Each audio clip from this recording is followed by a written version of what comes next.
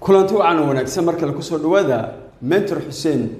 Gedi Facebook watch iyo YouTube labadaba ka helaysa haduu aan leedmo waxaan ka hadlaa arrimo ku saabsan ganacsiga iyo sida ganacsiga kor u qaadi kartid khaasatan inta badan ganacsiga casriga sida loo sameeyo ayaan ka hadlaa haddaba qaybtani presentation ganacsi walba wuxuu u baahan yahay bandhig buu u baahan yahay ganacsi bila bandhiga ma jiro ganacsiyada caadiga waxa bandhig u ah camerada dukaanka sidoo cameray haduu dhar gadayo haduu cuno gadayo haduu hilib gadayo camerada shayga meesha ku cameran ayaa ah bandhiga caadiga ganacsiyada kale oo caalamka e-commerce-ga iyo siyaabo kale looga shaqeeyo casriga iyaguna sidaas la mid ah waxay u baahan yihiin bandhig marka bandhigooda ma aha sida dukaan caadi ah bandhigooda wuxuu u baahan yahay qofka ganacsigani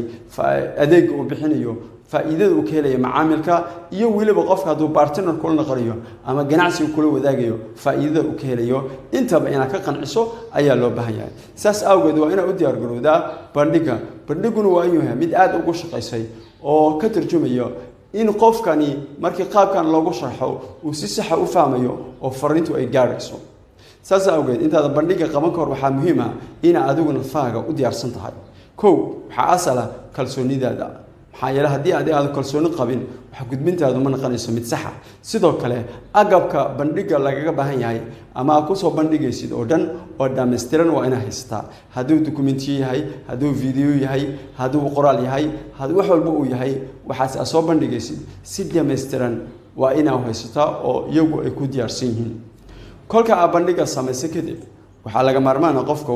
inta bandhiga sameynaysid waxa kale oo jira sharci ah qofka bandhiga siinaysid inuu hadalka soo dhaxgalin si uu waqti u dheeraan soo kala bandhigu waa inuu leeyahay waqti go'an oo qofka ay adiga isku ogtiin oo qofkana si hordhac u ogyahay waxa ku wanaagsan tahay 30 daqiiqo oo kaamil ah hool kale iyo sheeko kale iyo arrin kale aan la dhaxgalin